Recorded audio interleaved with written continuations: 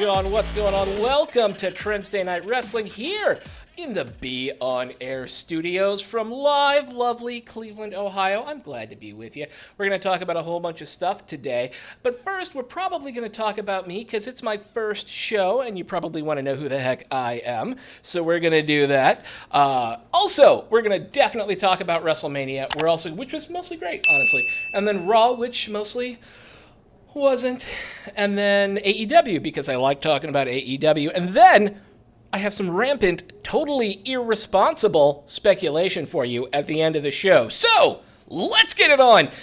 I normally have some imaging I put in here because it's a radio station and imaging is cool, but it's my first day and there are always technical weird things happening and I couldn't figure out how to get my imaging plugged in yet. But it's fine. It's fine. We're just going to start with talking about me. So hi, my name's Sean. I am a wrestling fan, much like anyone who's probably listening right now. I started listening to wrestling in the 1980s, or listening to wrestling. I started watching wrestling in the 1980s. Ricky the Dragon Steamboat is my favorite wrestler of all time. I owned stretchy wrestling toys and like fake rings and loved it all the way up through just about when WCW ended. And then I both left college and kind of floated away from wrestling at the same time because my life started getting super, super duper busy. I came back when AEW actually showed back up. My buddy Ben, who is also an awesome Clevelander, showed it to me, AEW to me. He's like, dude, you gotta check this out. He's like, dude, you gotta check out Lucha Underground. I'm like, no, it's not for me. He's like, dude, you gotta check out New Japan Wrestling. And I'm like, no, it's not for me. And then he's like, dude, you gotta check out AEW. And I'm like, hey, this is kinda real good. I need to watch more of this. And so I immediately went back and watched all the pay-per-views and really, really got into it. And here's the thing, I now love most wrestling that I watch. I love WWE. I watch it religiously every week, and I'm super excited to start watching NXT starting this week. I love AEW. It's my favorite promotion, but that doesn't mean I don't have good things to say about other promotions. I don't believe in the tribalism that you see online a whole lot because I feel like it's all just flavors of ice cream, man. I like my mint chocolate chip AEW. You like your pralines and cream WWE. I don't have to get mad at you about that. In fact, sometimes I like a little pralines and cream. Sometimes I like a little Impact as well. I also like Impact Wrestling, and I've been really getting more into like indie women's wrestling as well because it turns out, unlike when I was watching wrestling, except for a few exceptions, women's wrestling is awesome now. Who knew? It's amazing. And I don't mean that like whatever. It's awesome. I love to watch it. It's booked much better than it used to be. Like there's no bra and panty matches anymore, which is super awesome. And so I've actually become a much bigger fan of women's wrestling generally than men's wrestling, even though I still love lots and lots of men's wrestling. So that's me in a nutshell. You should also follow me at Trendsday Night on Twitter. That's Trendsday, as in like Wednesday with a TREND as opposed to a WEN. I don't know how to spell Wednesday. That's weird, right? You'd think I'm an adult human being. I'd know how to spell that. I don't. I forgot. I know there's like a D and an S next to each other in like the middle of a word somewhere. It's fine. It's fine. Let's talk about WrestleMania. So it was really the story of two nights, right? Like night one was pretty great across the board. Like I don't have a ton of complaints about it. I think my only big one is the women's tag eliminator or whatever they called it, which really just comes down to the fact that I wanted the Riot Squad to win, right? Like I'm a big fan of Liv Morgan and Ruby Riott and thought they could have. I think they deserve a shot. They've been putting in a lot of hard work for a long time and have gotten significantly better as I've been watching since 2019, so it hasn't been like forever.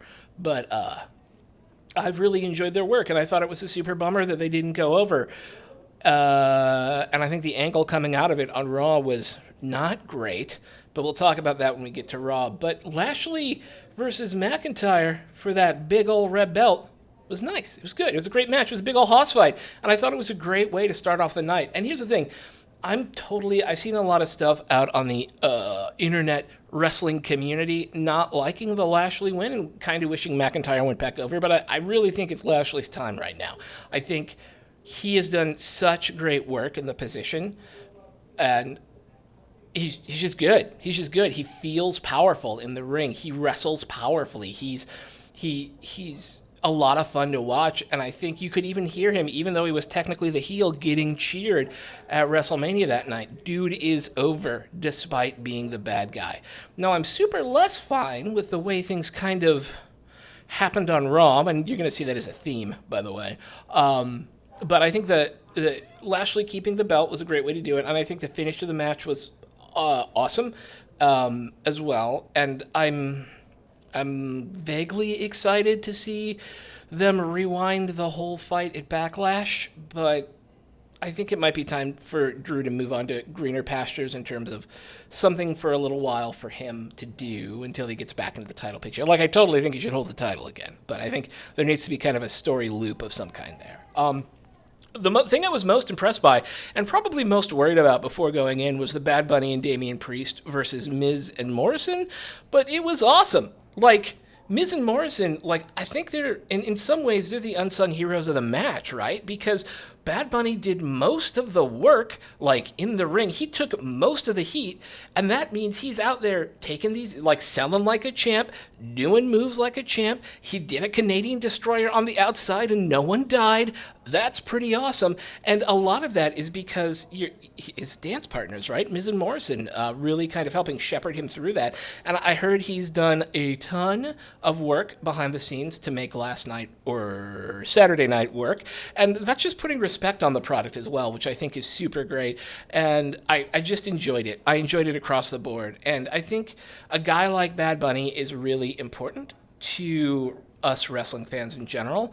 I think there is a trend for us to catastrophize when people come in who aren't, like, initiated into wrestling or whatever, and that's weird. It's totally cool for awesome people to come in who aren't, like, natural wrestlers and have a piece of it. They get a little bit of rub in their world, we get a little bit of rub off them in our world, and everybody goes off and does their thing again. And in this case, just like the Shaq match, and this was, by the way, way better than the Shaq match. Like, the Shaq match, I thought was going to be the best famous person wrestling this year I would ever see because of that table bump at the end of the match. But Bad Bunny and Damian Priest versus Miz and Morrison beat it out, and they beat it out on a bigger stage, and that was great fun to watch. Last up is the last thing. So here's the thing. I'm not going to like cover every match from every show because I think that's tedious. I only want to talk about my highs and lows from the matches or from the shows. So you're not going to hear me go like point by point through everything unless everything had something super notable or particularly egregious.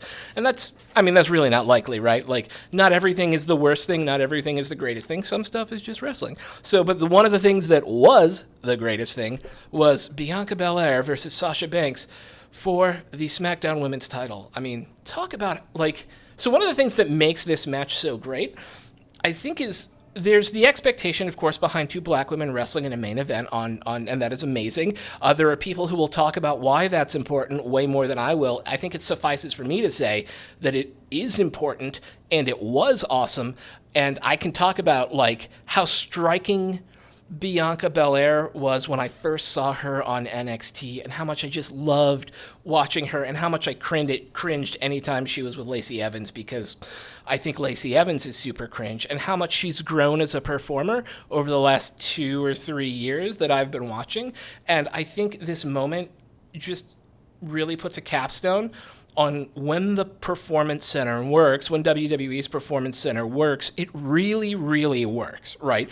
It can still build stars that get wrestling fans excited. Bianca Belair is a perfect example of that. Sasha Banks is a perfect example of that too, right? She came out looking like Cruella de Vil, and that was awesome. I love that, like, black and green look in her hair. It was awesome. She looked amazing. And if you've seen, somebody shared a recording of her on the mat, on the outside, on the softy bit that WWE has on the outside that I can't remember what it's called, mats, but it's not the mat. And she was just smiling away at Bianca winning. And that, to me, tells you something both about the character of Sasha and what that moment really meant. And I don't try to delve in, like you'll see a lot of people delve into the inner minds of wrestlers and be like, I think they should do this, or I feel like they might be this way, and how dare you talk about them? Like, I'm not a stan. I can't stand stan culture. But in that moment, I think non-stans like me gotta look into who Sasha Banks really is and how proud she looked and how happy she looked at Bianca Belair winning and how important that was to a lot of people. And I think that's awesome. Like, I'm super excited. I'm really excited for Bianca and what she's going to do with that belt on SmackDown, which is like my big question coming out of this is what's next for Bianca Belair, right? Like, thank God we know she's safe from Charlotte, which is nice. She came out on WrestleMania yesterday. But honestly, I'd like it to not be any of the four horsewomen or Asuka. I need to get some fresh faces around the title, which essentially leaves, Natalya, Tamina, Liv Morgan, Ruby Riott, Billie Kay, Carmella, and Chelsea Green, who, according to Fightful, has actually been cleared. So I think, if it's me, I think Chelsea Green might be a great, first actual feud for Bianca Belair, because she'd be fun, right? And she's a credible opponent to Bianca. Do I have that right? Is Chelsea Green on the Raw or the... Yeah, she's on the SmackDown. She's a credible. She'd be a credible opponent for Bianca without it being the most important feud of Bianca's life, and it doesn't really knock anyone down a peg at the end. So to me, that's live. I mean, to me, that's win-win. I have Liv Morgan on my list, and I said live because I looked at her when I said win-win. But yeah, I'm gonna be right back after this. I hope you all are having a great time. I'm having super fun talking to you. We'll be back in just a moment. What's going on? This is Sean Beck here on Trendsday Night Radio, where we talk about wrestling on the Be On Air network. Glad to have you with me as we start to delve into Night 2 of WrestleMania. So, as good as Night 1 was, man, Night 2 just, on a lot of levels, it didn't do it for me, right? There's some stuff that was noticeably bad. There's some stuff that was just kind of meh. And then there was two really great matches that night, but it was mostly rough. Not mostly rough. It was mostly mad with it didn't feel like a WrestleMania night until the final match, right? So let's start at the beginning and get it out of the way because we're going to talk about it a lot twice. So we had Bray Wyatt, the Fiend, versus our Randy Orton, in a regular wrestling match. Last year, The Fiend took on John Cena in probably my favorite cinematic match of the year outside of the Stadium Stampede. Those two, to me, and I think the one with Undertaker and AJ Styles, I'm just blanking on the name of it at the moment, is also very good. But my two favorites, for very different reasons, are... the Cena, This Is Your Life sort of weird Twin Peaksy thing that to me speaks to the brilliance of Bray Wyatt and The Fiend. And then the absolute insanity craziness of the Stadium Stampede from, what was it? Not Revolution, Double or Nothing or whatever. But this year, after a 6-month build of all sorts of weirdness that included multiple superstars, Nikki Cross was involved in this at one point. What we get is a good old regular, match. No cinematics, no weirdness, except for Alexa, and we'll get to that in a second. But, it wasn't no DQ. It wasn't, falls count anywhere. It wasn't tables, ladders, and chairs. There was no gimmick to it other than the fact that these two were having a wrestling match. And it ended in a distraction roll-up at WrestleMania, opening the second night. There's a reason people are mad about this match, and because given the context of who The Fiend and Bray Wyatt are, and the trickery and stuff that goes into enjoying The Fiend, and not everyone enjoys it. He's a very divisive figure. I happen to like almost everything that happened up until this point, right? But not everybody did, and I'm here with you for that, and I can see why you'd hate it and why it doesn't feel like wrestling to you, and I totally understand it. But here's the thing. I enjoyed it. And so for me, it's a double kick in the teeth to watch something like this, right? Because I was looking forward to, first of all, I was looking forward to The Fiend going over, which, by the way, Fightful Select reported yesterday that Bray Wyatt was supposed to go over at Mania. The Fiend was supposed to go over at Mania. But higher-ups apparently changed the plan in the last couple of days. Apparently it was maybe Pritchard and Vince changed the ending at the last moment so Randy Orton would go over. And this was to the confusion even of the talent. And I would also be confused if I had been building this thing where a dude lit me on fire only for me to come back and regenerate. And then I'm going to lose to him at the biggest stage of the year after a huge pop coming out of the box. And by the way, a really touching tribute, too, with the yeah for Brody Lee, which I thought was super sweet. But here's the thing. When you build a match that has all of these supernatural aspects to it, and the payoff is somebody wins with a cutter and a 1-2-3, you've done something wrong. In a 3.5, 4 minute match, right? Like, what? I don't understand what the thinking was behind the scenes, right? Because, like, had this been a 4 minute match in which The Fiend comes out and just destroys Randy Orton, only for Alexa to turn on him and do the cool blow. I felt like, here's the thing.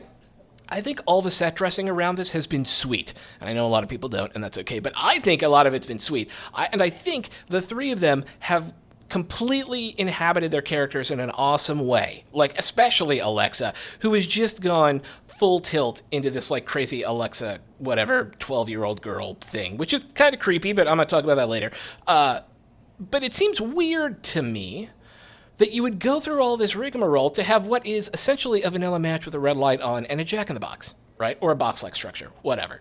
And then a distraction roll-up to end it. It's frustrating to me as someone who followed this for a long time, who had some emotional stake in it because I love crazy, weird, tropey, crappy horror movies. I just love them. I love them. Like, I watched trauma movies since I was a kid. And this is not even on that level of quality, let's be real, but it was fun, right? For those of us who liked it. And so going into it and having this be the payoff is ridiculous. It's like Swamp Thing dying at the end of the first Swamp Thing movie. Then you can't have more Swamp Thing sequels. It's ridiculous. Okay. Well, that's all I'm going to talk about that for now. We're going to talk about that more in a little bit. Sammy versus Kevin Owens was awesome. These guys, man, in a different world, these guys would be two of the biggest stars in wrestling, right? Like, they're both just so ridiculously talented in and outside of the ring. Sammy's character over the last few months has been as awesome as Retribution's character wasn't, like, as the Retribution group wasn't, because if you think about it, they were kind of doing the same thing. Sammy is this weird conspiracy theorist. He uses black and red, so there's some protest imagery going on. He's dressed a little bit like a Fidel Castro kind of character, so he's got this, like, alt-left vibe to him, right? And nobody out here is saying, why are you being a cheap ripoff of a social movement? Because he's not. He has a character. It has drive and meaning and understanding. And we know who Sammy is, right? But with Retribution, what we had was a hollow attempt to, like, claim some space in an exceptionally difficult moment in this country. And when that didn't work, they broke it up because it sucked. Right? So this is just a diatribe on that. I'm sorry, but like the Sammy versus KO match was great, right? Great callbacks to old matches. I hate Logan Paul. I didn't understand why he was in this. He literally could have been anyone. It could have been like, I don't know. It could have been me in that match. And it would have been, everything would have been exactly the same except for the boxing thing. That's fine. You could put me in a boxing ring. It would be, what I'm saying is he was a cardboard cutout stand-in for someone important, which I'm not, but for someone important who could tell Sammy he's crazy. And then KO could beat him up after the match for calling his friend crazy. And I think in that case, it was really great. I think he did really well. Like, he took the bump well, and like he acted well, and all of that was fine, right? I just don't like Logan Paul specifically. So I kind of can't wait to see what happens next with Sammy. I have no idea what's going to happen next with Sammy, by the way. I have to go to break, so we will be back right after these messages from the B On Air Network.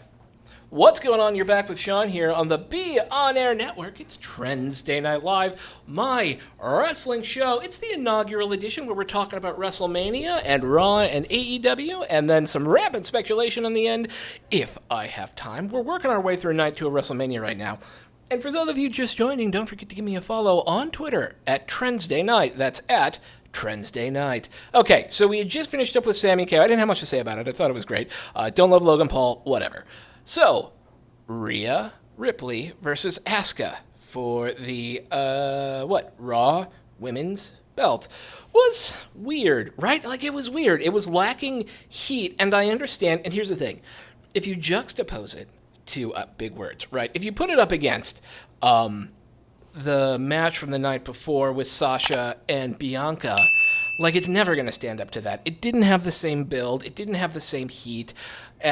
So I think for what it was fine, but you need better than fine for WrestleMania. And it's not Rhea's fault. It's not Asuka's fault, right? Like, they were thrown into this with, like, 2 weeks to go because first it was going to be Lacey Evans, which, thank God, it wasn't Lacey. Like, thank God it wasn't Lacey Evans. You'll find that there are a few wrestlers. There are people behind the wrestlers, and I will never go after those people unless, we find out they did super terrible things in their past, and then I will mock them mercilessly. But as the gimmick that is Lacey Evans, just as a quick aside, is bad on a lot of different levels. Happy to talk about it on Twitter, because we got to keep moving. But here's the thing. Rhea versus Asuka was fine. It just lacked heat, because it didn't have the opportunity to have the same kind of build, or the same kind of meaning, frankly, as the night before with Bianca and Sasha. And this was supposed to cement Rhea as a true champion, right? Someone who's going to be a threat. And I don't think it did that. I don't think it did that well. And I think Raw on Monday didn't help either. And I want her because I love Rhea Ripley. I think she's awesome. Started following her in NXT and think she is great. Like, once I don't know if it was butterflies or whatever, or if it's just, I don't know if it's just, people have off nights, right? I don't know what it was that like, they didn't feel like they clicked as well. But I just don't. I want her to do as well as possible because I think she is amazingly talented. I think if they get out of her way and let her do like Rhea Ripley stuff and Rhea Ripley promos and stuff like that, I think she'll be great. I just don't think we saw that greatness yet. Last but not least, the last thing I'm going to talk about is the three-way for the Blue Universal Championship at the end. Roman Reigns versus Edge versus Daniel Bryan. So I was not very nice to Edge's promo from SmackDown on Friday. I didn't feel it. I feel like Edge's story coming into this was weird, right? Because he won.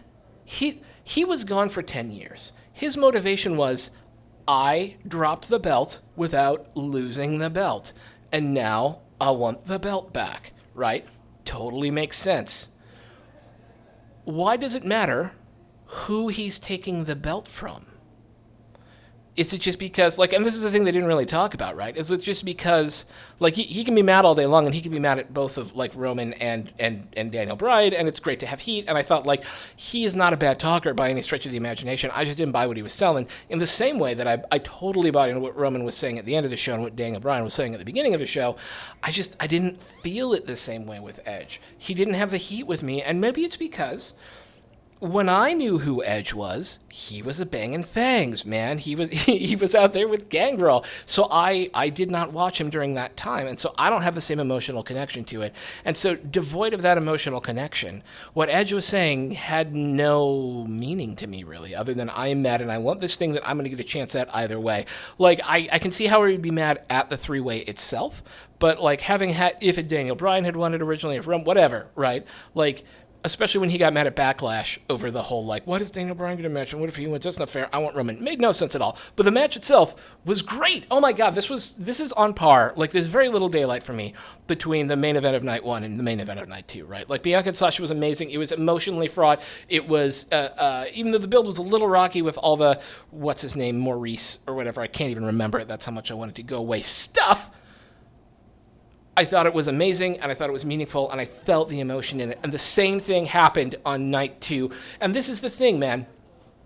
WWE can do a moment like no one else can do a moment, right? The only time, to me, AEW has come close in the moment, I think their storytelling is superior, but I think these moments they give you of, like, extreme, like, emotional awesomeness, like with the Bianca Belair win, or with the three-way hold with Roman Reigns having a metal bar in his mouth and Edge and Daniel Bryan headbutting each other.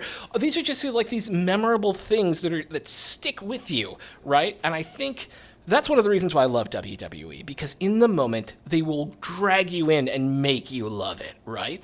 And I got that feeling just watching across the entire Roman Edge Daniel Bryan thing. Like, it meant something. The stuff that, like, the people who worked their way in to the match a little bit, like the interference, was like, it was fine, and I think it was just the right amount of interference to, like, make it meaningful with Jay. But I think my big question is, what's next for Roman, right? Like, I'd love to see Big E step up, maybe, and work a feud through to SummerSlam. I think that might be a lot of fun, because we're going to talk about the drum match for just a second. I wasn't going to talk about it because I thought it was kind of meh. But here's the thing. I would not have dropped the belt off Big E unless I had other plans for Big E. Big E is so charismatic. Big E is such a great athlete. Big E is such a great worker that, like, it is insane to me that unless you wanted him to go on to bigger and better things, that you would put the belt onto Apollo Crews at this point in time. I think I am a bit cringe by Apollo Crews' gimmick. There are plenty of people who aren't. It's just my own personal reaction to it. And if you love it, that's awesome. I'm not judging you for loving it. Just for me, it's a little bit cringy, right? And their drum match involved no hitting of, using, or beating drums. So I was just kind of pretty meh about the match. It was a no DQ match, and that's fine. There was nothing really drummy about it. By the way, interesting note, I looked it up because I was wondering about this. Nigeria has a vast and deep tradition of drumming, so I understand where this came from. They just used none of that, like, cultural realism in the match itself, and it was all very set dressing weirdness. And that's where my problem comes, right? This feels like set dressing. This feels like set dressing to have a bad guy who's from somewhere else take on an American again in WWE. Right? I think they work well together. I think, like, the work in the match was fine. That whole, like, that classic WWE trope of I'm not from here, therefore I'm the bad guy, and you suck because you are, it just doesn't land with me anymore. It doesn't. Okay. But overall, night one, obviously, I thought was better than night two, and Roman Edge, Daniel Bryan, close to the best match of the two nights, but just on the emotional weight of it, to me, Bianca and Sasha win out as my favorite match. Overall, I think it is going to be remembered as a middle-of-the-road WrestleMania. This had great highs, but some really rough lows, and then a lot of, like, middling stuff in the middle, right? So, like, there were two moments I will remember, and the rest of it will be, I will have forgotten about it by 6 weeks from now, because the storylines will be so vastly different. And speaking of vastly different storylines, let's talk about Raw. Oh, Raw. You poor maligned, overlong, bloated, lovely train wreck of a show. So first up, they have a new announcer as part of their broadcast team, and they have Corey Graves as well, who last worked Raw, like, back in 2019, I think. But replacing Samoa Joe and Tom Phillips are Corey Graves and Adnan Virk. Let's talk about the Samoa Joe thing for just a second. It's interesting, right? He's not on TV anymore. I love Samoa Joe. I think he's one of my favorite wrestlers of all time. I would very much love to see him have one final run and hope that this is setting us up for that. Okay, so new guy, Adnan Virk. I like him, but I've listened to a lot of baseball radio in my life, so his voice sounds like home to me, right? It just sounds naturally right. Back in the day, I was a pizza delivery driver when I was much younger, and I was a night driver, and so over the summer, I would listen to Cleveland Indians radio every night, and we had some of the best radio broadcasters in the country at that time. I think we still do with, like, Hammy and stuff, so I think I haven't listened to a lot of Cleveland radio recently. Cleveland Indians radio, that is. But it just sounds right to me, right? And here's the thing. If you don't like him, that's okay. You don't have to like him. But if you don't like him because you think he doesn't sound like WWE, I would ask you to give it a month. And if he still sounds weird or bad, feel free to complain. He's not for you, and that's okay. But as a guy who sits behind a mic, I can tell you it takes time to get used to a new setting, especially a, like, chaotic, in-your-face new setting like that would be. I can imagine being particularly difficult. Charlotte returned. that was a thing that happened. Great. She had a fire promo, and I love to see it, and it was everything you would expect out of a Charlotte promo, but, like, turned up to 11, and it felt a little bit like it was more from her heart. Like, you can still tell that there's still a lot of writing and polishing going on there, but a lot of this felt like it came from somewhere much more natural than the I am here to take belt because I am best win, hurrah, right, which is a lot of Charlotte's thing. And I think, but a lot of it kind of struck more home for me, which is great. I tweeted that night, because Rhea and Asuka were running back their match from WrestleMania. I wonder what this is about. And we'll find out what this is about when we get back from break. Talk to you in a second here on Be On Air Network. What's going on? This is Sean. We're back here with another segment for Trendsday Night Radio. That's right, we're talking about professional wrestling here across the Be On Air Network. Okay, y'all, we were talking a little bit about new announcer and then Charlotte coming back, and I only got another segment here, about 11 to 12 minutes left. So what I want to do is I want to talk about two things from Raw, and then if I have time, talk about a little bit of AEW, and then a little bit of rampant speculation. So, two things on Raw I want to talk about. First of all, the title shot for Backlash, right? And we're going to actually talk about the Bad Money, Miz and Morrison thing in this as well. But there was a three-way match that got set up throughout the show last night with Randall Keith, Braun Strowman, and Drew McIntyre to see who would face Bobby Lashley at Backlash WrestleMania, or WrestleMania Backlash. I'm not sure which one it is. I honestly don't know. But it's one of the two. They decided to tack Backlash onto it, or WrestleMania onto it, and now Money in the Bank is later or something, whatever. But here's the thing. Randy shouldn't have been there, man. Should not have been there. He should have been well and truly dead by the hand of the Fiend, right? Like, and then Braun thinks that he has the right to be there because he beat Shane McMahon at Mania, which is kind of like saying you beat Hurricane Helms at Mania. And no offense, God bless you, right? At Mania, and so you should get a shot at the title. Only Drew makes any sense to be in the match, right? Because he lost, and it's at WWE. So what do? We go immediately back to the well, which is fine because Drew's awesome. But you know who should have been in that match?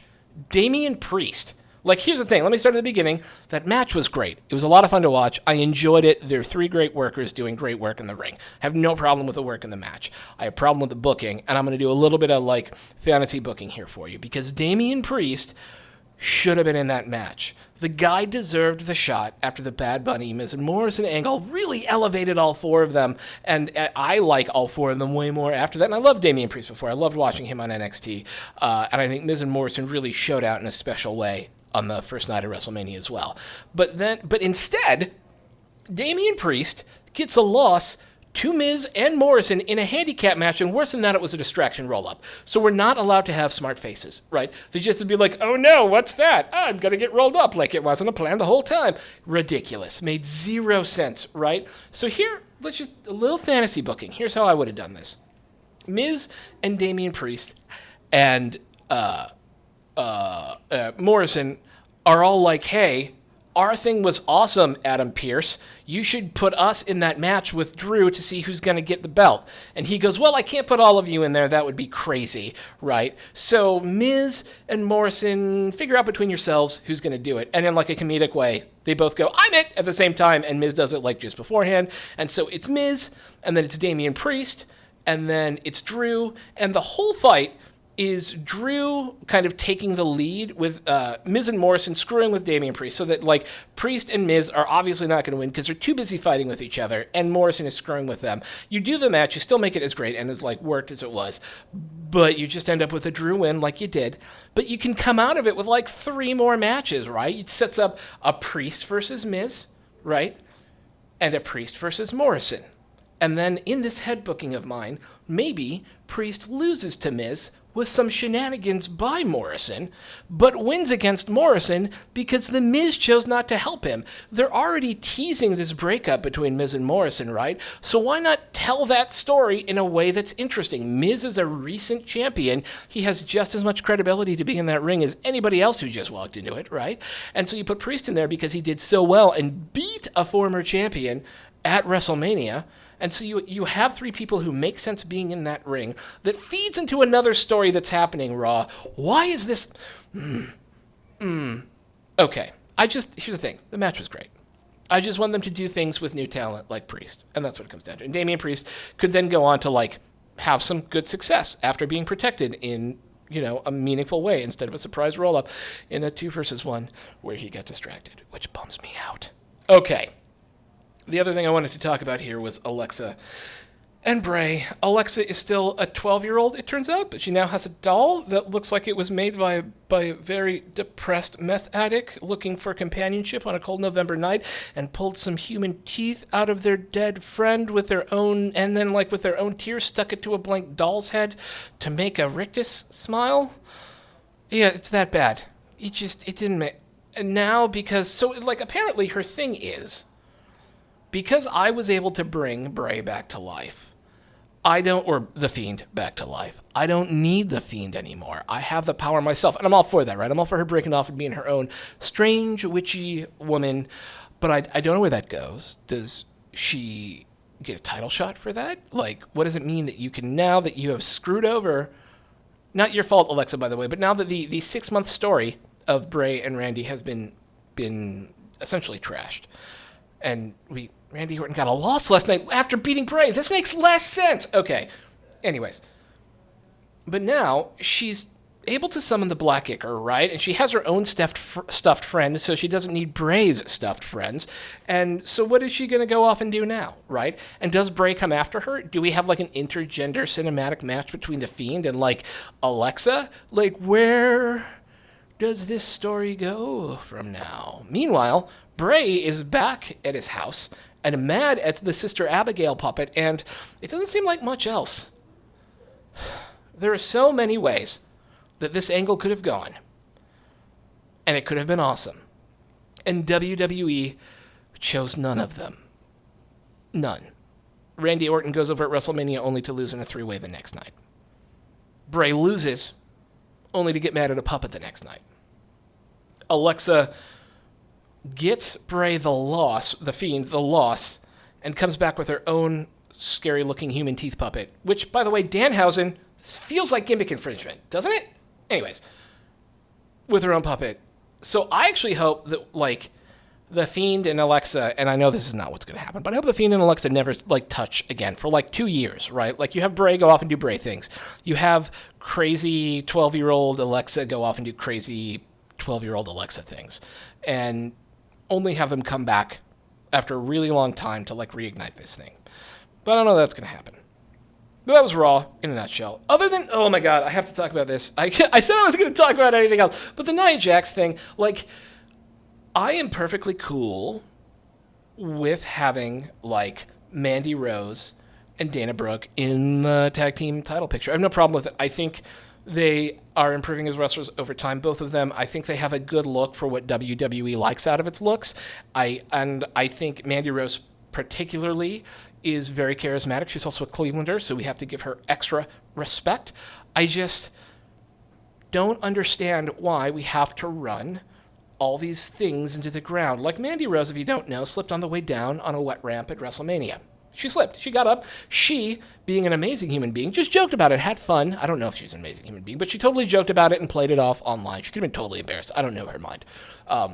But she totally joked about it and played it off, right? And it seemed super great. And then they have Nia Jax trip over herself coming into the ring and then fall coming into the ring another time, which was apparently enough during this match against Mandy Rose and Dana Brooke for Mandy Rose and Dana Brooke to think that, oh, we don't need to win. We can just let there be a count out. Allow the champions to win as we walk away being funny at them or something. That didn't make sense. Somebody needs to win. Here, the best thing that came out of all the tag team shenanigans across WrestleMania and Raw is that there's no more Reginald, right? He's gone. He's vamoosed. He's scramified. I love it because it's the women's division, and it shouldn't be about Reginald. It should be about the women. And at least now it is. So that's good. We're going to talk a little bit about AEW. So Death Triangle versus Young Bucks is happening tomorrow, and I really want Pac Phoenix to win this thing. I think we need to get the belts off the Young Bucks. I like the Young Bucks. I like flippy stuff. I like leg slapping. I like all sorts of acrobatic styles. I like slow, big hunks of meat slapping their meaty fists at each other. I like it all. But I do like the Young Bucks. But I think the story they're in right now doesn't make a lot of sense with them having the belts. They don't. To have a chip on your shoulder, you can't be at the top of your game. You need to be able to prove something. And the way, and I think it's, by the way, true, but the way that the tag team belts are built in AEW is that you are the best tag team in the world, right? The world. And I think they have a strong claim to that. But I don't think that you can be mad, angry, upstart guy and also be the people with the belt. Also, Pac and Phoenix are awesome and would make great champions, right? And then you could start getting some fresh blood in there because FTR and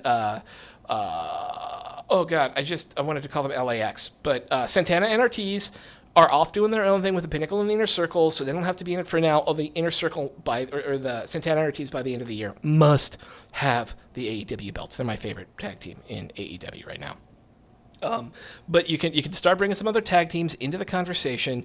You can really highlight Pac and Phoenix because Phoenix is the second coming of Rey Mysterio, and Pac is the second coming of a very angry Wolverine, and they're so much fun together. The other thing I really want to talk about is Jade versus Red Velvet. So I haven't been the biggest proponent of Jade.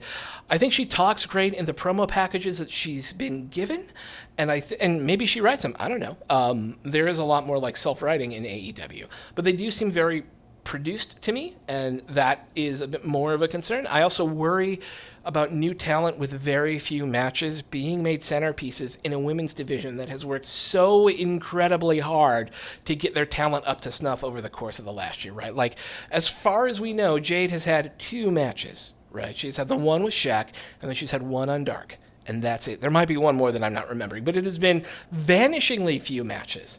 That being said, her recent Dark match did give me hope, and the coaching that I know she's getting from like Dustin Rhodes, I really believe that she's gonna do well. I just worry about placing someone that green so high in your card and with so much emphasis so early on in their career.